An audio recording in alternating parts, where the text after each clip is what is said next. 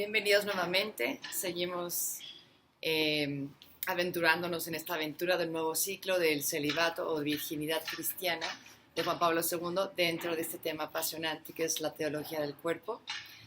Muy bienvenido seas, y si esta es tu primera vez, como siempre digo, te invito a que comiences con la catequesis 1, que está ahí en mi canal, Rebeca Barba, Teología del Cuerpo.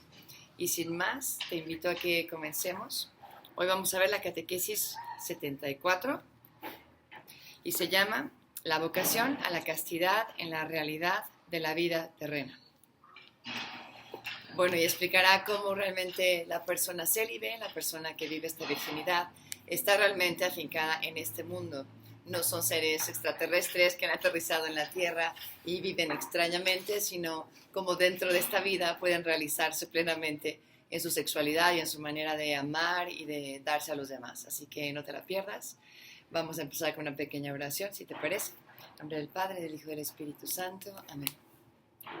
Ven, Espíritu Santo, ven y quédate con nosotros esta mañana. Ven y enséñanos esa fecundidad que solo tú das. Te pedimos que del mismo modo sepamos abrirnos a la gracia, abrirnos a esta belleza, abrirnos a esa vida y a ese amor que solo tú das para poder ser plenamente fecundos desde la vocación a la que Dios nos ha llamado. Por Cristo nuestro Señor. Amén. En nombre del Padre, del Hijo y del Espíritu Santo. Amén. Y esta es la gran pregunta, ¿no?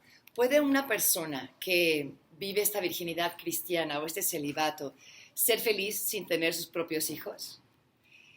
Es cierto que realmente dan vida, aunque no sean un padre biológico y una madre biológica.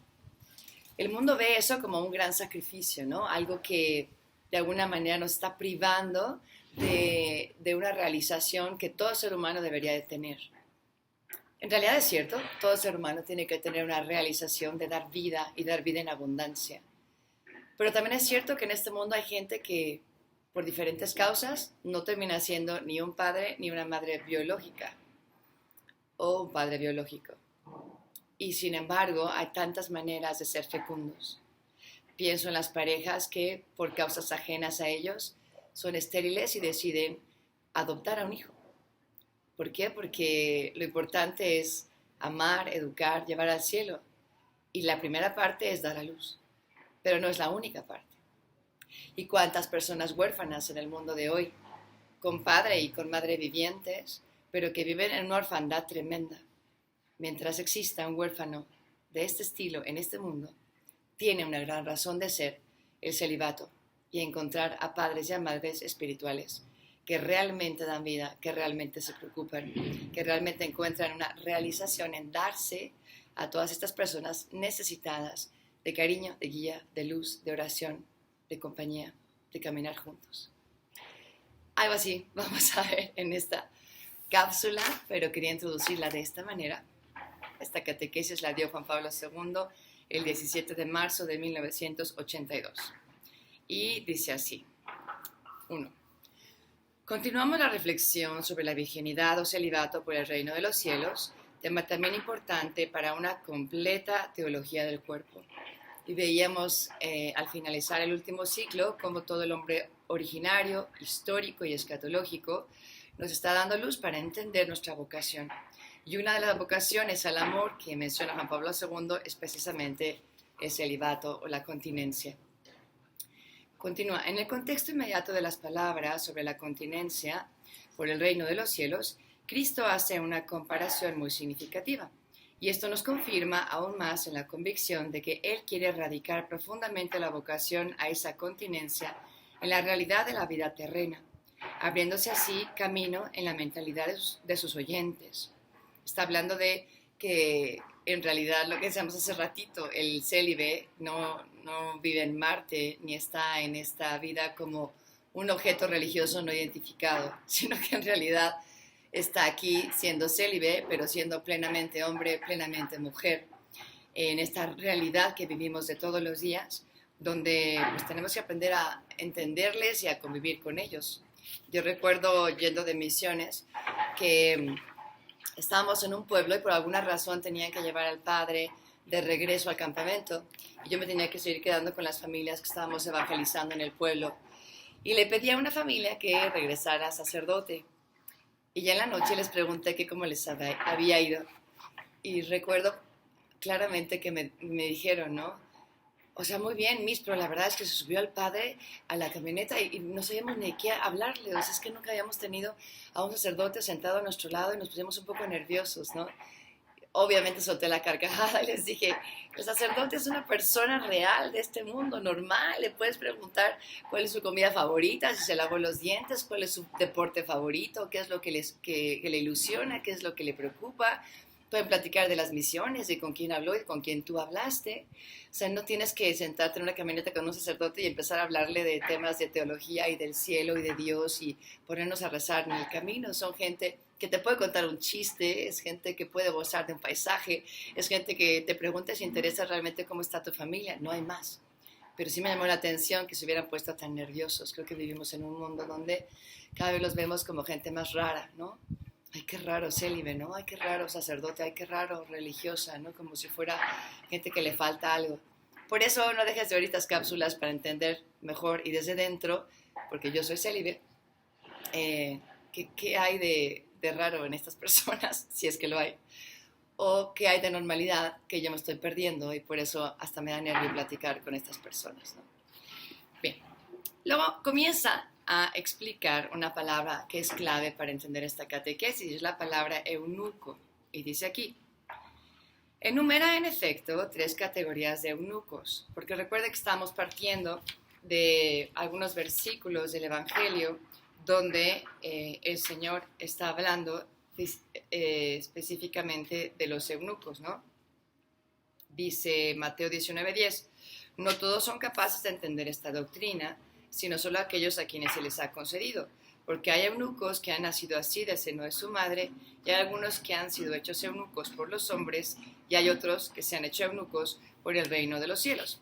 Quien pueda entender, que entienda. Y muchas veces basta que el célibe entienda su vocación y que el que está casado entienda que está casado, y a veces es difícil para un célibe entender a un casado y para un casado entender a un célibe. Pero Juan Pablo II quiere como hacer un puente para que podamos decir, no solamente no quiero que sea difícil entenderse uno a otro, sino que entiendan la riqueza que encierra cada vocación y que luego vean cómo se complementan, cómo se enriquecen y cómo se pueden ayudar a llegar al cielo. Entonces, habla de 3 tipos de eunucos. Primero, como hemos leído, habla de, bueno, ¿qué es un eunuco? Empecemos por ahí. ¿Qué es un eunuco? Pues eunuco es aquel que está incapacitado para una relación sexual, por tanto está incapacitado para la procreación.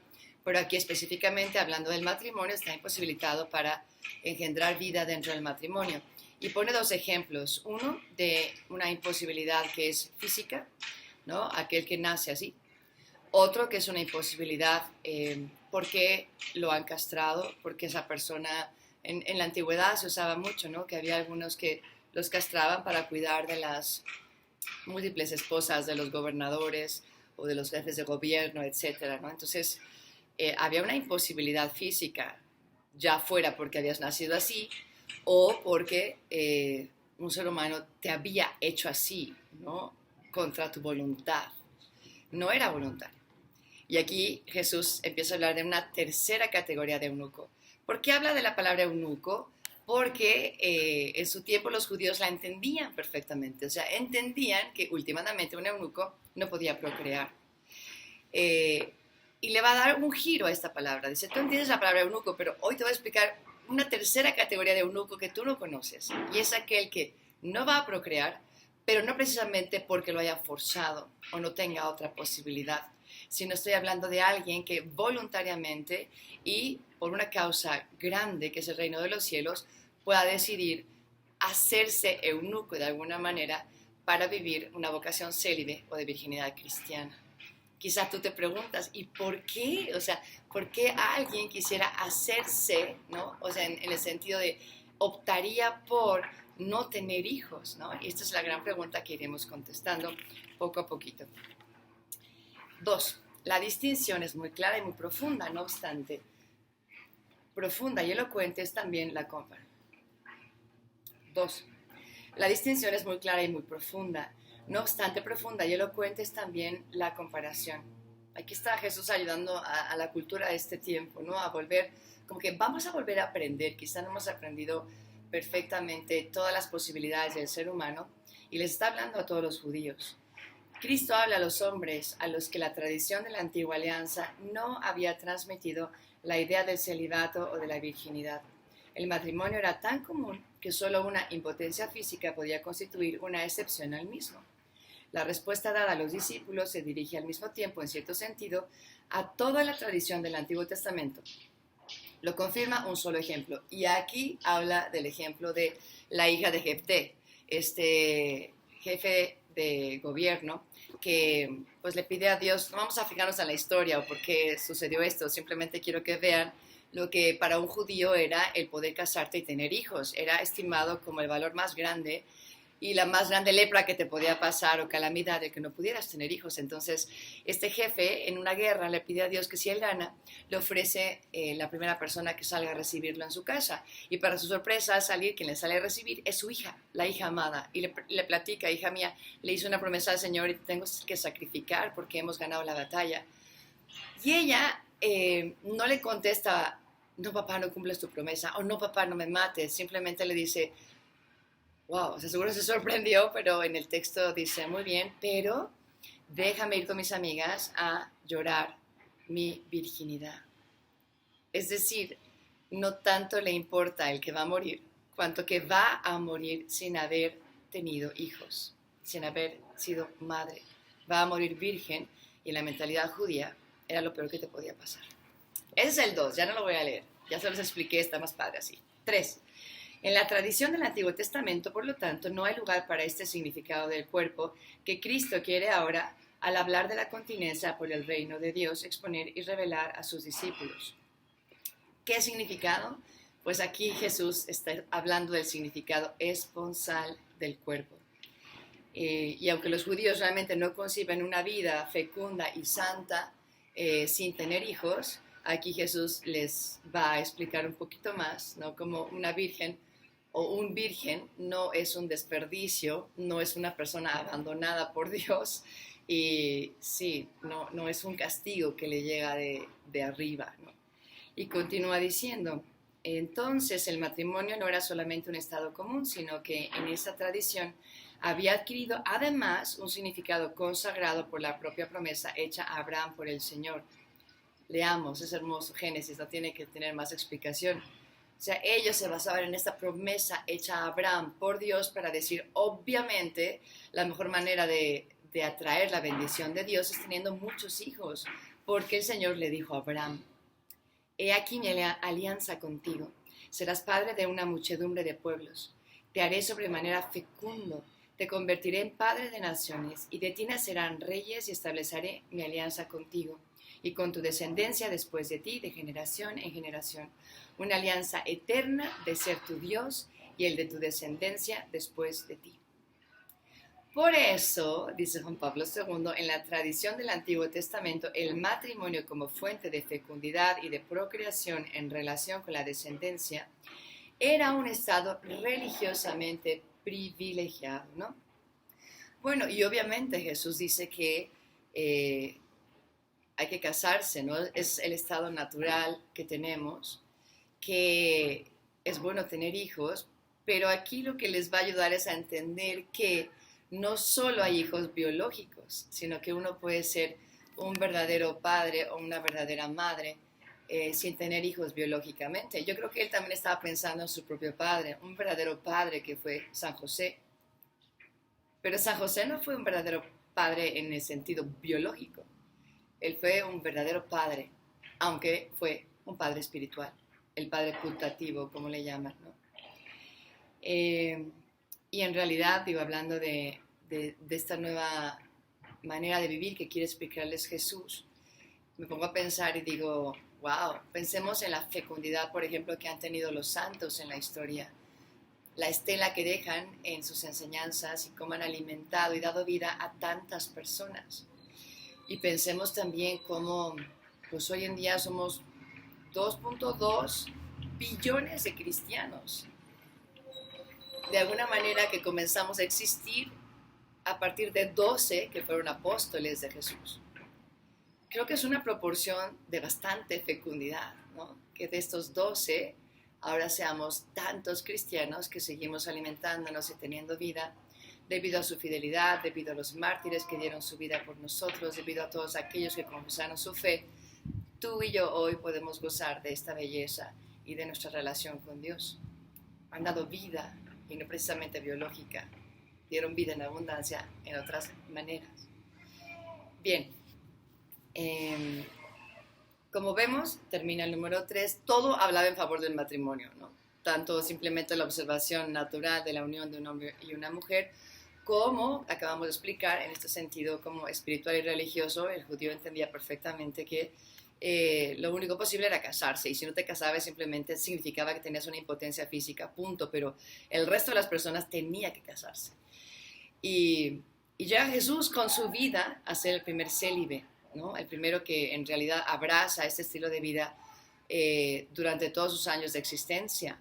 Podemos decir que el celibato empezó a intentar vivirse en la comunidad de los esenios, pero no persistió más allá del siglo II. También en los registros históricos existe la comunidad de Qumran, donde algunos vivían en celibato, pero no era obligado, y simplemente ellos pensaban que como que se venía el fin del mundo y era la mejor manera para estar concentrado, para prepararte a la batalla. Pero también ese estilo de vida como que se fue difuminando, ¿no? Murió. Pero Jesús es realmente el primer célibe, por decirlo así, oficial, que se mantiene en esta vida, toda su vida, y nos empieza a decir cómo Él es un virgen entregado a la iglesia por amor a nosotros, el esposo más fecundo que ha existido en el universo entero. Y esa es la garantía, una de las garantías más grandes que tenemos los célibes. No estamos tan locos, es la imitación de la misma vida de Dios, que pudo haber escogido otra, y sin embargo escoge esta como medio de una fecundidad que es mucho más grande que la biológica, ¿no? A mediados del número 4 dice, y aquí me encanta porque es como Juan Pablo II parafraseando a Jesús, y en sus palabras Juan Pablo II dice, ok, en esta frase, o en estos versículos oficiales de la Escritura, ¿no? Dice, es como si Jesús dijera, sé que cuanto ahora os voy a decir va a suscitar gran dificultad en vuestra conciencia, en vuestro entender el significado del cuerpo. Os voy a hablar en efecto de la continencia, y eso se asociará indudablemente en vosotros a eunuco, ¿no? A una deficiencia física, sea innata o sea adquirida por una causa humana. Yo, Jesús mismo, yo en cambio quiero deciros que la continencia, es decir, el celibato, puede también ser voluntaria y elegida por el hombre por el reino de los cielos, ¿no? Puede ser un don que te haga muy fecundo. Los consagrados que conocemos tienen una vocación esponsal, que quiere decir que son madres o padres espirituales mucho más allá que quizá un padre o una madre biológico, como lo explicamos al principio de la cápsula. Para ser un don como persona humana, no tienes que tener sexo, ni tampoco hijos biológicos. Para ser un don como persona humana, simplemente tu cuerpo tiene que tener un significado esponsal, que ya lo tiene desde que nació, y que quiere decir el que yo estoy hecho para darme al otro, y también para acoger al otro en su don único e irrepetible, como mi mismo don, que es único e irrepetible, y yo lo entrego por amor a los demás. Lo importante es no perder el por, ¿no? Igual que uno se casa, ¿no? Por razones de amor, por tener una familia, por poder dar descendencia y, como un judío, ¿no? Recibir la bendición del reino de los cielos. El célibe no puede perder de vista por qué aceptas esta invitación que, como ya explicamos en la cápsula primera, nos viene desde el cielo. Perdonen la analogía, pero a mí sí me ayuda mucho a pensar en los perros de caza, ¿no? Se han visto estos hermosos perros que persiguen a las liebres. Impresiona que la jauría sale en grandes números, no sé si sean 10 o 15 perros que van persiguiendo a una o dos o tres liebres, pero poco a poco en el camino, los de atrás pues se van quedando rezagados, quizá ya dejan de correr, y se observa como solo los que van en la delantera siguen corriendo con insistencia y uno se pregunta, ¿qué sucede? ¿No? ¿Por qué en la jauría unos se detienen eventualmente y los demás, los de adelante, siguen corriendo? La respuesta es muy sencilla, pero siguen corriendo porque ven a la liebre, o sea, ven el porqué de estar corriendo. Y es lo mismo en nosotros, el poder perseverar en una vida de celibato, en una vida de castidad, es entender el porqué, ¿no? En aras del amor a Cristo, en aras del amor a la salvación de las almas, por tu esposa, la iglesia, por esa dedicación plena que quieres darle al Señor, por imitación de Cristo. Hay muchos por, ¿no? Que se encierran en ese, por el reino de los cielos, que da un sentido y un significado pleno a la vivencia de nuestra donación a las personas. No somos solteros egoístas, ¿no? Hay muchas clases de solteros y te hablo a ti que eres soltero, que estás escuchándome y dices, bueno, yo no estoy casado, pero también tengo un significado esponsal. Sí lo tienes. Y cuando vives en clave de don y de darte y de ayudar y de vivir el amor, eres pleno. No así un soltero que dice, ay no, qué incómodo, ay no, qué flojera, ay no, yo mejor me quedo todo el día viendo la tele, ay no. Esa actitud de soltero egoísta últimamente no te hace feliz, ¿no? Entonces, bueno, hay de solteros a solteros, te invito a que seas un soltero de esos que dan vida, ¿no? Y en abundancia. Y por último, ya eh, al final de este mismo número, solo voy a leer cómo quiero concluir, ¿no? Cristo habla de la continencia por el reino de los cielos y de ese modo quiere subrayar que este estado, elegido conscientemente por el hombre en la vida temporal, en la que habitualmente los hombres toman mujer o marido, tiene una especial finalidad sobrenatural. Y me quería detener aquí porque quizá en la cápsula pasada no lo expliqué suficientemente. Hablábamos del matrimonio como una vocación, pero cuando hablamos de la continencia o el celibato o la virginidad cristiana por el reino de los cielos, estamos hablando no de una vocación que es antinatural, ¿no? Que será distinto a lo natural, sino es una vocación sobrenatural. Hay algo en el plano divino de la gracia, hay una llamada que te llega de lo alto, una llamada a vivirlo de una manera sobrenatural. Y por eso decíamos, la única explicación para que una persona lo pueda vivir de una manera positiva, plena y que te haga feliz, radica en poder verlo desde un llamado donde Dios te va a dar la gracia. El llamado de Dios es promesa. Y si Dios nos llama a nosotros a vivir de esta manera, nos está llamando, dándonos su ayuda, en primer lugar su ejemplo, y luego el caminar con nosotros, el llenar nuestro corazón con un amor que quizá el matrimonio no puede comprender, pero Cristo es un esposo de verdad. Y realmente cuando te comprometes a darle la vida, Él se compromete a llenarte en plenitud. Así que bueno, creo que es suficiente para esta semana. Dios te bendiga, te invito a rezar mucho por las vocaciones y también a pedirle a Dios que independientemente de donde estés, tú también sepas vivir tu vocación al amor. Dios te bendiga. Bye.